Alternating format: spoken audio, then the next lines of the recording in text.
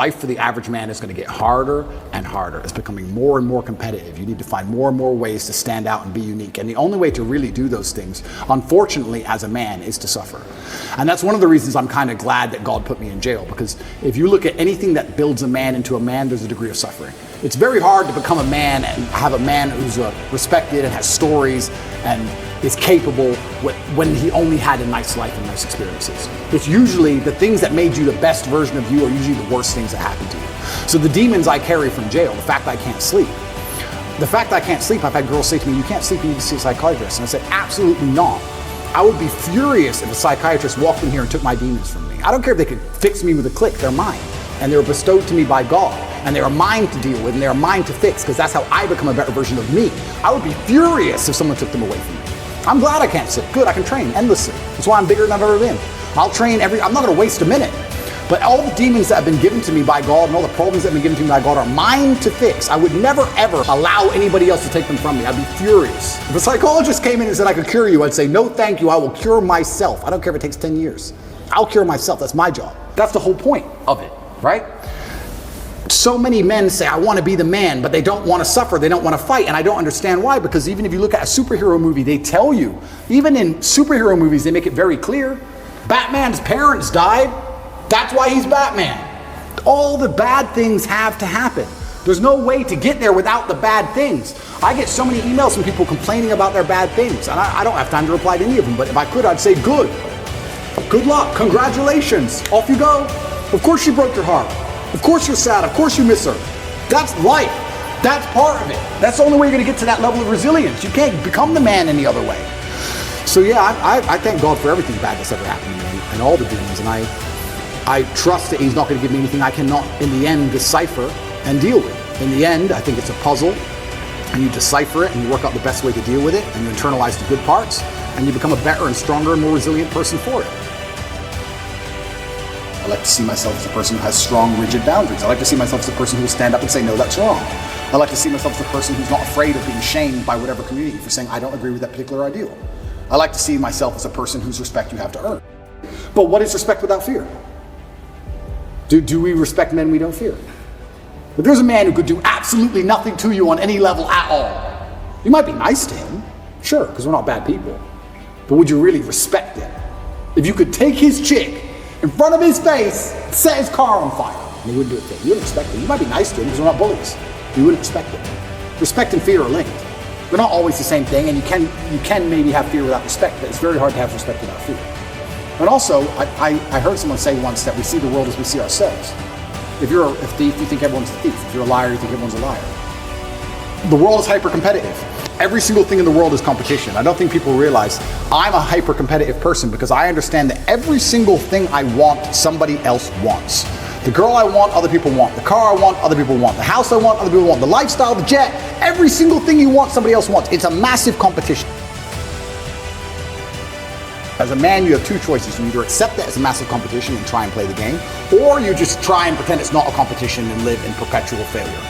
And everyone's saying, well, why are they attacking Andrew for just telling the truth and making me go to the gym? Because when you have these things, when you have accountability and discipline and personal responsibility, you have a barrier, you have a parameter, you have a no, you have a limit. They don't want you to have a limit. None of the men are allowed limits. We must accept whatever we are given from our relationship with our woman, from the government, from our job. We're just the slaves. We're the backbone of the tax bracket. We just have to shut up and pay our taxes. As soon as we have limits, they have a problem. That's why they dislike the things I teach. What do I really say? What do I really teach young kids that's genuine dangerous? What do I say? Go to the gym, stick up for yourself? Stick up for yourself, go to the gym, you're allowed an opinion. Educate yourself, be smart, work hard, believe in things, believe in yourself. Have friends, have strong friends around you. Don't listen to dishonest men or dishonest women. It's not misogynistic to say dishonest people. Non-gendered should be anywhere near you. You should have standards for who's your friend, standards for who you have relationships with romantically, whether you're gay or straight. You should have standards. Telling men to have standards is now a wrong thing. Because as soon as men have standards, they lose control. They don't want any man to have any standard on anything. They want to come along and say, no, you need the 8th injection. Take it. That's all they want. I would like to think in times of old, in history, perhaps everybody was the same. Everybody was principled. Everybody had parameters, but they were different parameters. Perhaps they were competing ideas. But I think in the modern world, it's not so much competing parameters. It's just people who believe in things and people who don't believe in anything besides what they're fucking told. It changes every day. You have the empty brains, the slave minds, and the people who actually stand up for something. The slave minds, you can't say, well, they believe in a different ideology, because they don't. They believe in what they're told to believe in on that particular day. It changes. They don't have any true core belief. They just repeat. I talk about the Matrix all the time, and people say, why did you choose that terminology? And I chose that terminology because it is perfectly accurate in describing exactly what is happening. The Matrix is a computer program which is designed to control your mind so that your body can be used to power the machines. That's exactly what happens when they make you watch the news, to control your mind so you continue to use your body, to work some garbage job and suffer from inflation and power the machines. Machines mean soulless people who are in charge of the world. But there's also a million other different ways you can compare the Matrix to the real world. In the Matrix, they say anybody can become an agent at any time. If their mind is not unplugged, they become an agent. If their mind is not freed, they turn into an agent. You can see that in real life.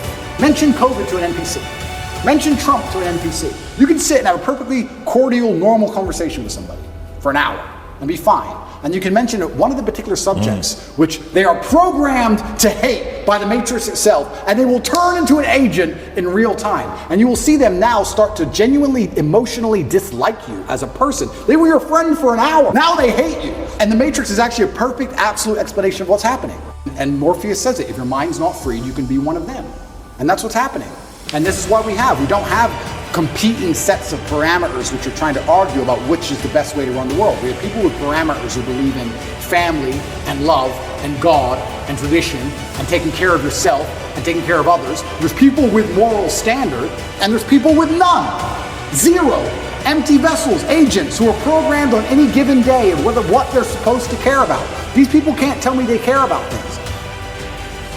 Once you become actually rich, you learn that the world is all just about people, right? The best things in your life are people. The best things in your life are family. The things that make you happiest are your friends.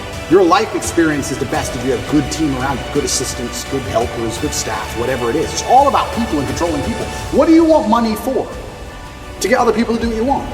That's all money is. I want a Lamborghini. I can't build one. He can. I will pay him to build me a Lamborghini. It's all about people.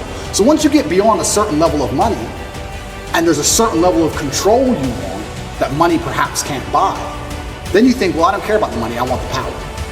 I want money, I want them to stay in their houses. Why? Because it's essential. I don't have to, they have to. Ha ha ha. It's funny. And I've said that and sat with people and said, do you really think people in charge of the world are so petty that they would lock everyone in their houses so they can laugh? I say, yeah, I actually do. I think if you were born into a wealthy family where money has precisely zero value, and you are arrogant to the moon because you're this whoever, and you believe you're God's gift, and a Ferrari ain't gonna make you happy. Who cares about Ferrari? Ferrari's free. It's pennies. You don't care about any of this shit. What makes you happy is everyone respecting you and being afraid of you. To a degree, you're gonna try and influence some power and fear. I think that's what it is. So I think a lot of these companies, when they're doing these things and they're upsetting people, etc., yeah, it's good that we're fighting back, but I also think part of them enjoy the show. I think part of them genuinely enjoy the show. I think part of them go, you know what?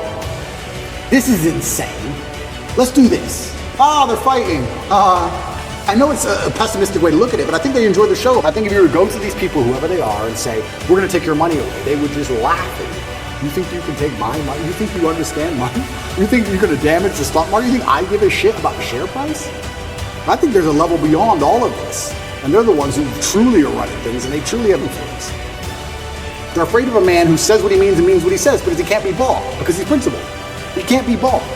Even now, me, if they're a company with $100 million and say, we'll sponsor you with this company with $100 million, you just have to shut up, I'd say, no, I don't want it. I don't want the money. I don't need money. There's nothing else to buy. I bought everything. I don't need it. My principle's worth more. So, and that's what they're afraid of. They're afraid of principles, and it goes back to the original point. They're trying to remove all of our morality, all of our baseline understanding of things. How much crap are we going to put up with?